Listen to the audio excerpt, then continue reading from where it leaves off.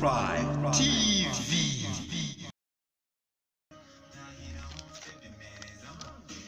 Hello guys, welcome again on Fry TV Rwanda.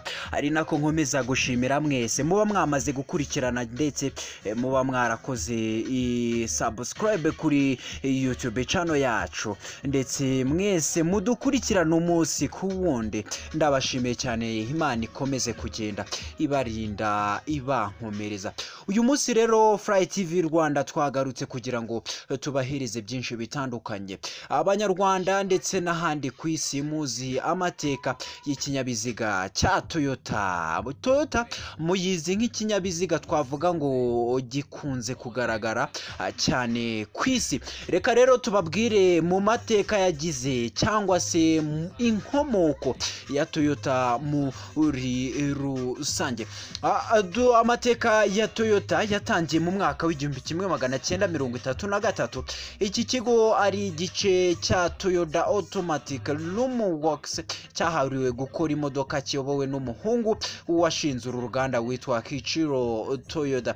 Kiichiro Toyoda kandi yari yarakoze ingendo mu Burayi no muri Leta Zunze Ubumwe za Amerika mahagana mu mwaka w'1929 agiye gukora ubushakashatsi ku modoka za moteri zikoresha essence. Nawe atangira ubushakashatsi kuri moteri zikoreshwa na essence agana mu mwaka w'1930. Toyota Automatic Loom yashishikarijwe gukora imodoka na guverinoma y'Ubuyapani yifuzaga ko imodoka zakorerwa mu gihugu cy'Ubuyapani ndetse dore ko iki gihugu cyari mu ntambara n'igihugu cy'Ubushinwa.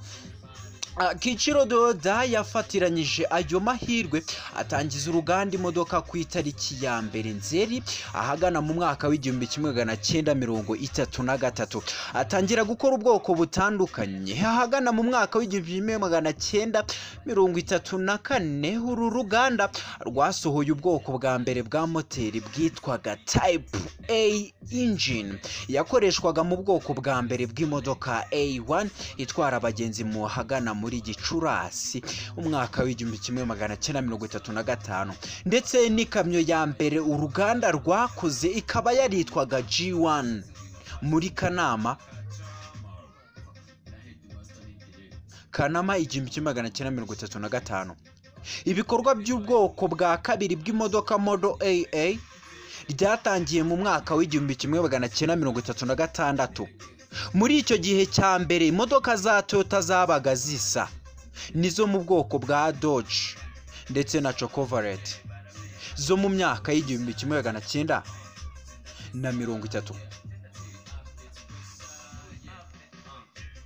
Nubwo uruganda rwa Toyota rwamamaye uyu munsi kubera imodoka zarwo, ruracyari no muri business y'ubudozi. Ruracyakora imashini zikoreshwa mu budozi. Abenshi mwari muzi ko uruganda rwa Toyota rukorana n'iki n'imodoka gusa, ariko uyu munsi Fry TV Rwanda turakubwira ko mu bushakashatsi twakoze dore ko tutagoheka, ntabwo tugoheka, tugomba kubaha byinshi byiza 5 kuri 5. Ubwo bwoko bwose ubona kuri kamera cyangwa se kuri screen zawe n'ubwoko bwa Toyota bumwe mu bwo mutari muzi kandi buhenze.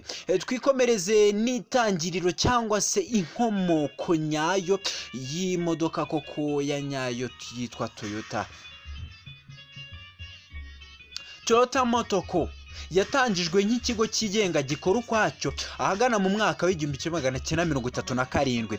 Nubwo izina ry'umuryango washizwe iki kigo ryanditswe mu rurimi rwa kanji nka Toyota, izina ry'ikigo ryaje guhindurwa ariko rijya gusa mu rurimi rwa Katanaka biba Toyota. Gusa nko mu Bushinwa ahakomoka urukanji Toyota baracyayita Toyota. Ubwo ubukungu bw'Ubuyapani bwari burimo kuvugururwa no kwagurwa mu myaka ya za 30, ibihugu bya Ford na General Motors byari byarubatse inganda mu Buyapani aho imodoka zatumizwaga muri Amerika, ariko ibyuma byazo bikaba byarateranyirizwaga mu Buyapani. Toyota AA ubwoko bwa mbere bwakozwe ubwo hakorwaga imodoka ya mbere ya Toyota AA.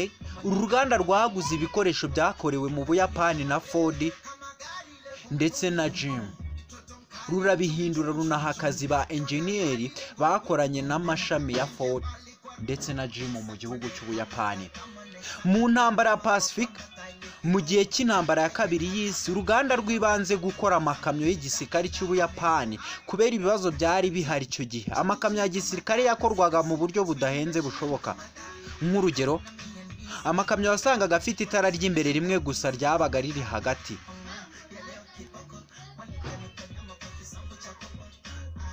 Wakwibaza uti se uru ruganda rwaje kuzamuka gute nyuma y'iyi ntambara? Nyuma y'intambara ya kabiri y'isi, Ubuyapani bwari mu bibazo bikomeye by'ubukungu. Mu mwaka w'1947 nibwo hatangiye gukorwa imodoka zitwaga abagenzi zatwaraga abagenzi bwo mu bwoko bwiswe CA. Mu mpera z'1949 uruganda rwa Toyota rwari rugeze aharindimuka ku buryo rwendaga gufunga imiryango, ariko ku bw'amahirwe rubona inguzanyo mu ihuriro rya banki nyuma yo kwemeranya ubwisanzure mu gucuruzanya ndetse no kugabanya abakozi b'umurengera.